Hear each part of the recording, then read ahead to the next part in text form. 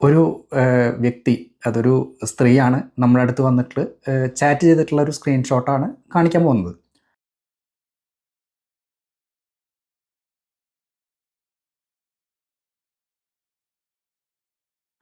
അപ്പോൾ അതിൽ അവർ വിശ്വാസിയായിട്ടുള്ള ഒരു മകന് വേണ്ടിയിട്ടാണ് ഇവിടെ വന്ന് എൻക്വയറി നടത്തുന്നത്. നമ്മൾ ചില ചോദ്യങ്ങൾ അവരോട് ചോദിച്ച് അവർ വിശ്വാസിയാണെന്ന് മനസ്സിലാക്കി അവരെ റിജക്റ്റ് ചെയ്തു.